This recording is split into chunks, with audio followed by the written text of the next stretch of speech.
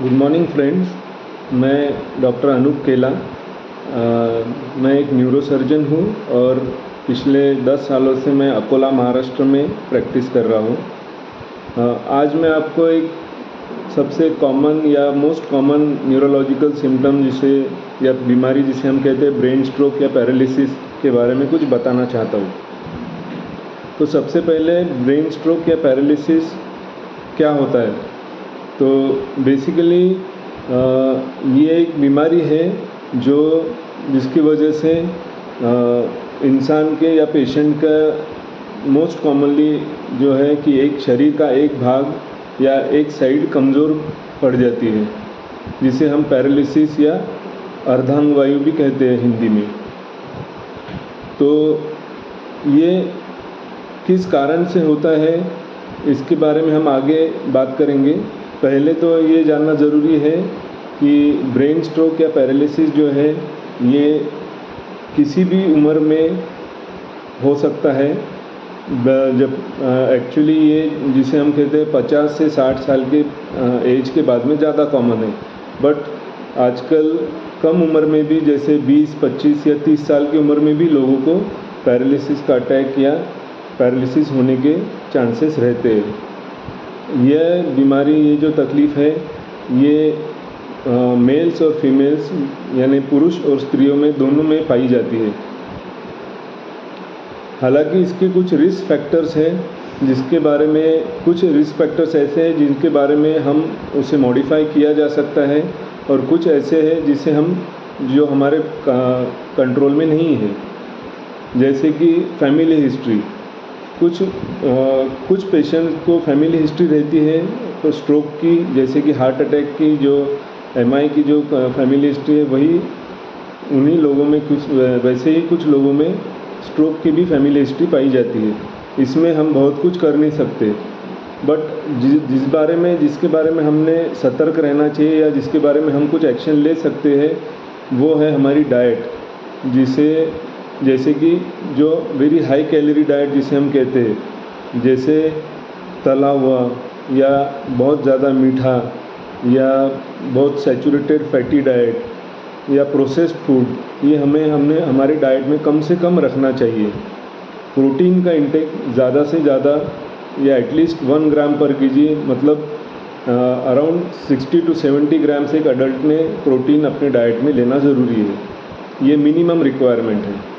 उसके बाद lack of exercise, जैसे कि आजकल हमारी लाइफस्टाइल ऐसी हो गई है कि फिज़िकल एक्सर्शन हम लोगों में काफ़ी कम हो चुका है, मशीनरीज़ की वजह से या व्हीकल्स की वजह से हमारा, और ख़ास करके जो ऑफिस वर्क जो लोग करते हैं उनमें तो और भी ज़्यादा फिज़िकल एक्सरसाइज कम होती है।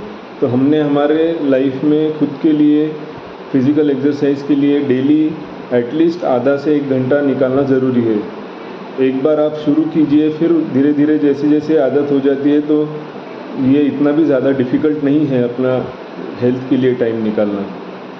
एक्सरसाइज बहुत इम्पॉर्टेंट पार्ट प्ले करती है हमारे सभी चीज़ों के लिए, हमारे हार्ट हेल्थ, ब्रेन हेल्थ, हमारे जॉइंट्स के लिए और ओवरऑल फिज़िकल फिटनेस के लिए। चौथा जिसमें हम बोल रहे हैं सीडेंट्री लाइफस्टाइल, हम जो एक जगह बैठकर ज़्यादा देर अब काम करते हैं वो भी हमारी लाइफ में हमारे स्ट्रोक के लिए या हमारे हेल्थ के लिए एक रिस्क फैक्टर है जो हमें अवॉइड करना चाहिए।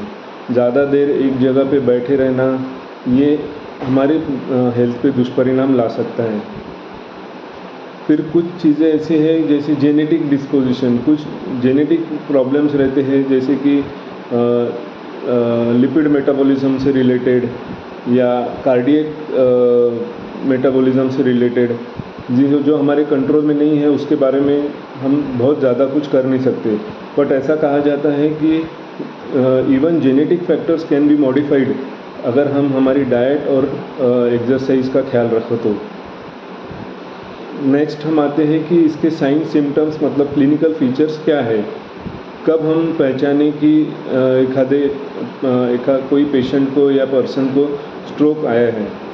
तो सबसे कॉमन चीज़ है कि उसे एक साइड की वीकनेस, मतलब एक हाथ और एक पाँव, राइट और लेफ़्ट कोई भी एक साइड की वीकनेस आना, बाद में बातचीत करने में तकलीफ़ होना, स्पीच डिस्टर्बेंसेस जिसे हम कहते हैं, कभी कभी पूरी तरह बंद हो जाता है या कभी कभी वो स्पष्ट तरीके से बात नहीं कर पाता है पेशेंट। बाद में कभी कभी सडन अनकॉन्शियसनेस भी देखने मिलता है। कभी कभी हम पेशेंट को इम्बैलेंस की तकलीफ़ होती है कि वो अपना बैलेंस नहीं रख पाता। कभी दिखाई देने में या सुनने में सडन लॉस ऑफ विजन हो सकता है, अचानक से अपनी नज़र चली जाना, या सुनाई देने में या दिखाई देने में तकलीफ़ होना। किसी किसी पेशेंट्स में फिट्स या कन्वल्शन आने का भी रिस्क रहता है। कभी कभी पेशेंट में हमें एबनॉर्मल बिहेवियर भी देखने मिल सकता है, जैसे कि कुछ साइकेट्रिक सिम्टम्स जैसे चिड़चिड़ापन, याददाश्त कम हो जाना, कभी कभी हमारे पहचान के लोगों को या घर वाले लोगों से हम पेशेंट अपने घर वाले लोगों को पहचान नहीं पाते हैं। तो ये सब चीज़ें हैं जिसमें साइकेट्रिक सिम्टम्स भी इंक्लूडेड है कि डिप्रेशन में रहता है पेशेंट कभी कभी। तो ये सब चीज़ें भी स्ट्रोक के सिम्टम्स हो सकते हैं। तो अगर ये सब सिम्टम्स अगर किसी पेशेंट में या मरीज़ में पाए जाते हैं या दिखाई देते हैं तो तुरंत कोई एक्सपर्ट डॉक्टर की सलाह लेना ज़रूरी है। अब जब कोई डॉक्टर के पास आप जाते हो तो सबसे इम्पॉर्टेंट चीज़ होती है इन्वेस्टिगेशन।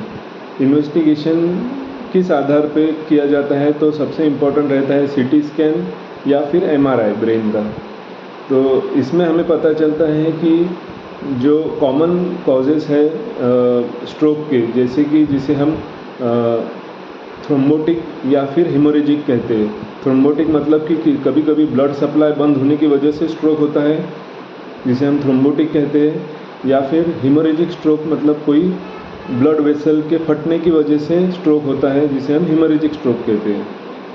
हेमोरेजिक स्ट्रोक जो होता है वो जनरली हाइपरटेंसिव पेशेंट में या जिसको बीपी की तकलीफ़ है, जो अपनी दवाइयाँ रेगुलर नहीं ले रहे हैं, उनमें हेमोरेजिक स्ट्रोक होने के चांसेस बहुत ज़्यादा रहते हैं। तो इसीलिए हमने हमारी साथ में जो है मेडिसिन जैसे कि बीपी या शुगर या थायराइड या हार्ट डिसीज़ से रिलेटेड अगर कोई मेडिसिन चालू है तो बिना डॉक्टर को पूछे वो अपनी मर्ज़ी से कम ज़्यादा नहीं करनी चाहिए, ये बहुत ज़रूरी है। और दूसरी बात, रेगुलर फॉलोअप भी रखना उतना ही ज़रूरी है।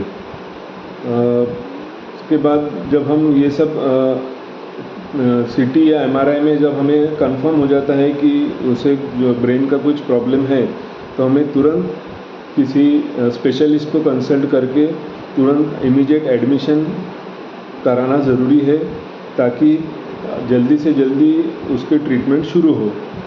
काफ़ी बार हमें ऐसा देखने मिलता है कि लोगों में ये भावना है कि स्ट्रोक होने के बाद में उसकी कोई रिकवरी पॉसिबल नहीं है, जबकि ऐसा नहीं है। काफ़ी बार स्ट्रोक अगर अर्ली डिटेक्ट किया जाए और उसकी ट्रीटमेंट जल्दी शुरू की जाए तो इसमें 100% रिकवरी पॉसिबल है। पर इसके लिए पेशेंट और उनके रिलेटिव्स ने उतना जागरूक रहना ज़रूरी है। जब एडमिट करते हैं पेशेंट को तो हमें कुछ ब्लड इन्वेस्टिगेशन कराना पड़ता है, उसके बाद में हम ट्रीटमेंट शुरू करते हैं। ट्रीटमेंट में अकॉर्डिंग टू द टाइप कि वो थ्रोम्बोटिक है या हेमोरेजिक है, उसकी ट्रीटमेंट दोनों अलग अलग है, टोटली अलग ट्रीटमेंट है। तो इसके बाद अगर ट्रीटमेंट में कभी कभी मेडिसिन से अगर मैनेज हो जाता है तो हम मेडिकल ट्रीटमेंट देते हैं, या कुछ पेशेंट में हेमरेज या ब्लड सप्लाई काफ़ी ज़्यादा अमाउंट में बंद हो गया है और ब्रेन को डैमेज ज़्यादा हो रहा है तो हमें उसकी सर्जरी करनी पड़ती है।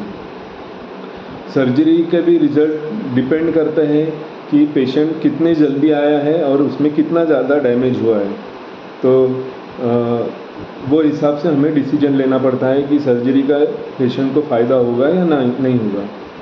सर्जरी होने के बाद में भी हमें मेडिसिन कंटिन्यू रखना उतना ही ज़रूरी है। साथ में हमें फिजियोथेरेपी जिसे हम एक्सरसाइज या व्यायाम कहते हैं, वो भी उतना ही ज़रूरी रहता है। प्लस हमें ये सब देखना पड़ता है कि उसकी फैमिली उसे कितना सपोर्ट करती है, फैमिली उसकी कितनी सेवा कर सकती है। जितना फैमिली सपोर्ट ज़्यादा होगा, जितना मॉरल सपोर्ट ज़्यादा होगा, उतनी पेशेंट की रिकवरी ज़्यादा आसान होती है और ज़्यादा इम्प्रूवमेंट देखने मिलती है, जिसे हम साइकोलॉजिकल सपोर्ट कहते हैं।